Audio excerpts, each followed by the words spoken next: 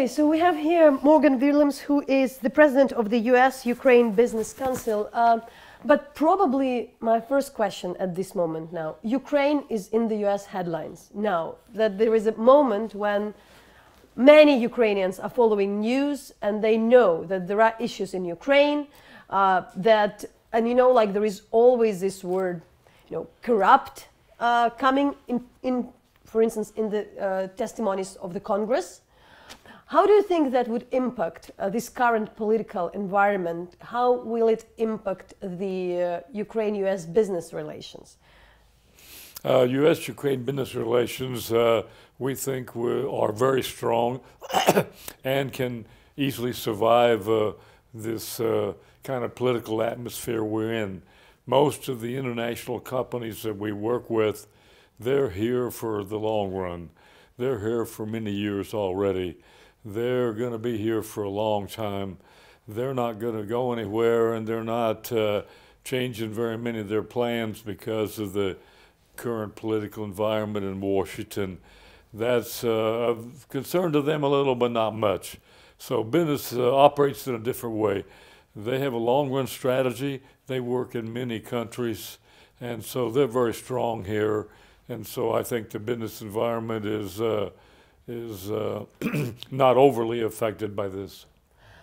But what is the size of the US companies' investment here in Ukraine, also compared to the region, approximately? You know, I don't need maybe an exact figure, but how big is that? You know, compared to maybe Poland, Eastern Europe. Well, the U.S. companies that are here, they have a pretty strong presence here for a country this size. They're not as large here as they would be in Russia and some other countries, but they have a very strong presence here. Many of them have been here since '93 and '94, and many of them, such as you know, Cargill Company, Bunge, others are expanding here. They're building new port facilities. They're building new warehouses. So as far as the country is concerned in the economy of this size, they have a large presence here. But what would you say? I have spoken to some in the, you know, also the politicians in DC earlier, and many say that now the American business is not that ready to invest outside as it was, you know, decade ago, 20 years ago. So we can see that, for instance, Chinese coming to invest a lot in Europe, where the huge, large, maybe at the first glance, risky projects are not really, you know, are not really there. That still the investment from the US in Europe and in Eastern Europe, in post-Soviet space and in Ukraine, is not that large compared to the real potential. Well, I don't particularly agree with that. I think that we've had large contracts recently from the General Electric Company about locomotives. Cargill just put over $100 million into a new export facility. We do know that Bunge is continuing to expand. We know of a lot of companies that are here getting to expand. Some of these other countries and the companies are just now kind of discovering Ukraine, but the U.S. companies have a long-run strategy, particularly if the new government would implement land reform, privatization, demonopolization, and particularly in the infrastructure, the railroads and the ports. That would substantially increase U.S. investment. But that's still the government plan, for instance, to put this idea on the referendum. You know, they are supporting the land reform, which, as I mentioned earlier, is long awaited, but that could happen. What are you think the opportunities also? So how would do you talk with the Ukrainian government on that you know, that should be treated differently? And as well, what do you think what potential it opens? What's needed, you know, that the land reform really works? Well, for what we're trying to do is establish a land market. We're trying to give the people who own the land the rights to their property. It's very important for investment and business that you have the right to own property and you have the right to use that property. Right now, the government has stolen that right from the people who own land for the last 28 years. It's not right for the government to say you can buy and sell your car, you can buy and sell your apartment, you can buy and sell your factory, you cannot buy and sell your land. That's totally wrong. It's totally counterproductive, and it's cost Ukraine millions and millions of jobs and millions of dollars worth of investment. What we're saying to the government, you can work out a compromise here. You can protect some of these smaller companies. You can also bring in your large agribusinesses and protect them, all the investments that they made, but you can also have international investors. They bring the latest technology and seeds. They bring the latest farm machinery. They bring the latest grain elevator. They bring the latest marketing. They bring world-class technology. They bring money here. They're going to create economic value. They're going to create jobs in small towns. Everything is positive if you do it right. If they pass the land reform and do it wrong, they're really going to mess up things, and they're going to make it worse than it is now. So it's the most important piece of legislation for Ukraine. They need to get it right. They need to allow everybody to have a chance to play, and the international companies, they should be able to enlarge their presence over time. They are a positive for Ukraine. It is a great bonus for Ukraine if they allow international companies to come in here and work in the land market. It's nothing but a plus. What do you think, what do you mean exactly by wrong? Not letting the international companies or something else? What are your concerns maybe regarding this piece of legislation? The big problem is there's not financing in Ukraine to finance land. So if you have 50 hectares and you want to buy another 50 hectares, financing is not really available. And if you get some financing, it's for operating and it's very expensive. So the big problem is Ukraine has a very weak banking system. They have almost a non-existent banking system or financial system to finance land. That's the biggest problem. So we have to figure out somewhere where you're protecting the smaller landowners, the smaller farmers, and help them have a way to finance if they want to expand. Then you have to make sure you just don't upset totally destroy all the large landholders that are producing most of the crops in Ukraine. And you have to, there's a lot of international investors here now. The Swedish have been here, and the Americans have been here, the Italians have been here, the French have been here. There's a lot of them here involved in agricultural production. And you have to remember that in the food system, the first half of the food system is where you produce the food. The second half is where you process it. 80% of all the money in food is made in the second half of the food system. It's not the first half of the food system where you have land and production. The money's in processing and in warehousing and in branding and shipping to supermarkets. So this huge food empire that you have, 80% of the money's in the second half of the food system, not in the first half. But you have to put the whole thing together, and there's a way to do it. But the biggest problem is the banking system is weak. The government's never put into plan anything to loan money on real estate. And loaning money on real estate is going to be hard because it's a new land market. You can't mess up all the leases that are there now. So it is a very complicated issue, and it's a very serious issue, and they better not get it wrong. And you have been here since early 90s, and always since then Ukraine is like a country of a great potential, you know, as if like in future it's a country of great potential. But it's quite along already since we have these talks about the great potential. How do you see especially the country business environment has changed, especially within the last years? Well, frankly, the best thing that's happened in the new government is when they got control of Parliament. Because if you just had the presidency but not control of Parliament, they would not be able to move fast enough and pass the laws. When you want to do major reforms, which the EU has been recommending, the United States, the business community, the president outlined all those reforms of the last 20 years that didn't get done. The prime minister outlined all of them that didn't get done. privatization, demonopolization, land reform, court reform. You wouldn't have any chance of getting all those done if you hadn't had control of Parliament. So the business community was very happy when the president got control of Parliament. Now you can pass the legislation that you need quickly.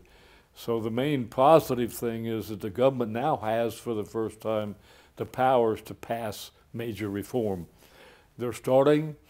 You don't want to do it too fast, but you don't want to do it too slow. So some of the legislation is good. They need to get a new agreement with the IMF. They need to stop all this stuff about Privat Bank, that, you know, and all these losses in the banking system. They got to deal with that. They got to keep the national bank independent and solve and quit playing around with that thing. It's causing trouble in the international community. But the international community is still very positive that with a new president and with a new parliament and with the new sense of movement here, that they're going to get the reforms done that we've been waiting 20 years for, and that would unload a huge investment opportunity here. To what extent the investment depend on the IMF loan in this regard? Well, it's like a building block. There's block 1, block 2, block 3, block 4. Block 4 was get a new president from a new generation, which the people did.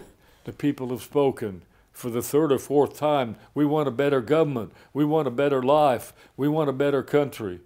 Then they spoke secondly, said, we're going to give the president control of the parliament. So then you got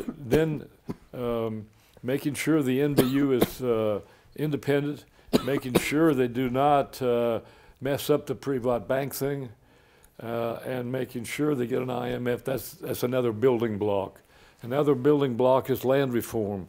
Another building block is privatization. Get rid of all these corrupt state companies. Another one is demonopolization. Let the private sector also play in the railroads and have railroad possibilities. Open up the gas market. Break up these huge monopolies that are stopping private investment out here, and improve the court system. And one of the biggest problems the biggest problems U.S. companies have now, besides these, is the Ministry of Infrastructure. The Ministry of Infrastructure is way too bureaucratic, too many rules and regulations. Nobody can own a railroad engine. Nobody can run a grain train. It takes 3 years and 89 different pieces of paper just to build a railroad spur to your plant, or to get permission of how you load a grain car. So the biggest impediments are in the ministry, or in infrastructure building, the rivers, the roads, the railroads, the ports. They're all bureaucratic. They're all living in the past, and it's hurting business, not just U.S. business, but all businesses being hurt by an out-of-date, bureaucratic Ministry of Infrastructure and all the big corporations that they control that are government monopolies. So government monopolies is another huge problem in energy and ports and rivers and railroads, and particularly the major problem and the major corrupt one and the major one that's stopping development is UZ, the railroad monopoly. Now, when we look at the countries outside of Ukraine, globally, you see that there are countries at war, where there are countries at war which have a lot of more international companies working in, where there is the conflict. In Africa, in Middle East, where the situation could be worse than in Ukraine in terms of the conflict. Within the situation, the countries where there's less democracy than in Ukraine, you mentioned Russia as well, where you still have more foreign investors than in Ukraine. So besides that, what you mentioned, how you explain that still the absolute number of the investment, foreign investment, is relatively small to many countries also, which are lesser democracies, which are at war, and what could be done with that? Well, it's very easy to explain, because Ukraine is the only country, the only major democracy in the world that doesn't have a market for land. that doesn't have private land. That's your number one asset. That's your best asset. That's the asset that's performing less for Ukraine than any other major you had. And it's a major blockage to investment is the fact that you don't have a land market. A second one is that you still have all these state monopolies. And these state monopolies don't like the private sector. They're trying to increase their monopolies. That's because where a lot of the corruption is. They say we like the private sector as long as they work for us, but not if they're in competition with us. So the foreign direct investment here is very low because of your no land reform, no land market, your huge state monopolies, the fact that there's been some instability, and the fact that your court system has been totally corrupt, and your court system does not protect property rights. So if you just have one thing that says Ukraine has not done, they've not protected personal property rights for land, for energy, for railroads, for banking, and particularly when you get into court cases. Hundreds of court cases, you couldn't protect the rights to your land because the judges were corrupt. The new government says they're going to change most of that. So it's very easy to understand why foreign direct investment is low, and it's not too easy to understand. It's easy to understand some things that need to be done to change that. We've been saying for a long time, it's like beating on a drum. You got to do something major and big. Land reform would be a major one. Breaking up state monopolies would be another one. Not having a stop-start program with the IMF would be another one. And unfortunately, a lot of the major changes here only came because the IMF said no more money unless you do this. So at the last minute, the RADA would pass something just to comply to get IMF money. They should have done it anyway. But there's a new day here. There's a new government. There's a new parliament. There's a new spirit. And the list of everything that the Prime Minister said he wanted to do and the President, that's the key to doing that quickly and properly to get a major boost in I don't like foreign direct investment. I like international direct investment. It's all the international business community working here. They work in 60, 70, 80, 90 countries around the world. Ukraine is one more country that can be a part of the international economic scene, not the foreign economic scene. Have you met the Prime Minister and the President? And if so, what were your impressions? Well, we have met the President, the U.S.-Ukraine Business Council in September. We hosted the President up in New York during the United Nations meetings, and we had 32 private businesses in to meet with him. He was very good. He made some opening comments, but he mainly listened to 32 private businesses talk about their business in Ukraine, what they'd like to do here, and some of the impediments to the progress that they wanted made here. So we're very, the business community is very, very positive about the new president. The Prime Minister, I haven't met him personally, but he's met with business. And the main thing is businesses want results. They're saying, okay, you announced all these things. You said a lot of them are going to be done by December. It's almost December. That was probably too optimistic. But they want to see building blocks. They want to see this done, this done, this done, and this done, not just talk. And so this government has got to be very careful. The honeymoon could be over, but they've got to start putting in more things that they've actually done and finished that the business community thinks is important to a better business environment. But right now it's still very positive. We know it takes time to do these things. So yeah, there's still still lots of time and still opportunity, and everybody's looking forward to a much stronger economic system here that's more integrated into the international economic system. If to explain to the general public, what would be the spheres where but in particular American companies are the strongest in Ukraine? What kind of business is that, you know? U.S. companies are the strongest in the food system. They're strongest in providing world-class farm machinery, world-class seeds, world-class crop protection supplies. All the major U.S. grain traders are in here. They process sunflower oil. They process and they move high-value commodities out here into the international markets, which brings in hard currency. So the U.S. agricultural companies are the strongest ones here in terms of investment and what's potential in the future.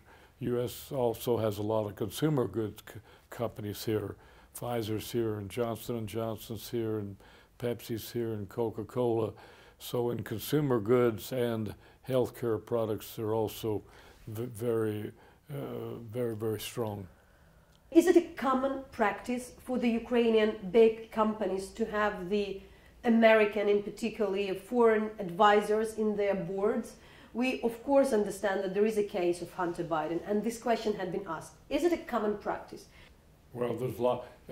Number one, and what they usually do here. To say they're not foreign advisors.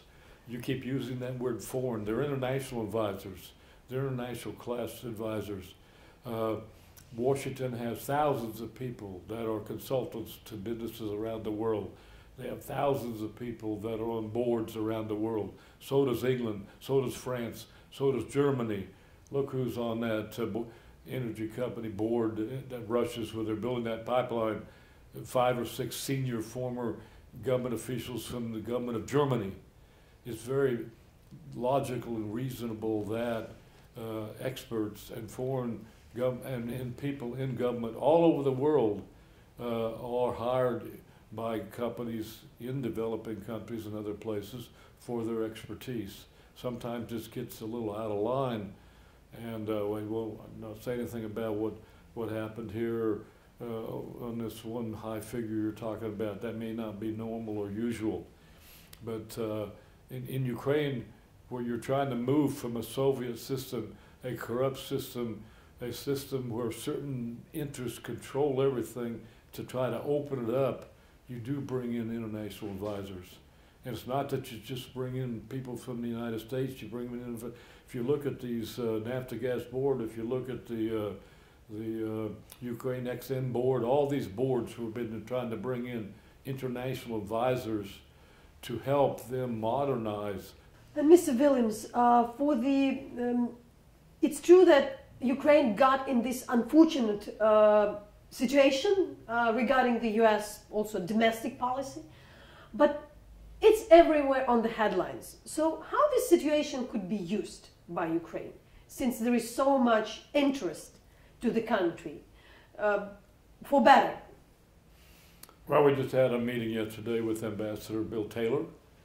Of course, as you know, he's been in Washington testifying in a very appropriate way, and he feels strongly that more people in the United States know about Ukraine than ever before, and he really thinks that we need to continue to tell people about Ukraine, and if Ukraine performs well here, and there's no more fist fights in the Rada, and Ukraine always said, oh, I'll spend $10 million on CNN to advertise Ukraine. I said, no, just stop the fist fights in the Rada.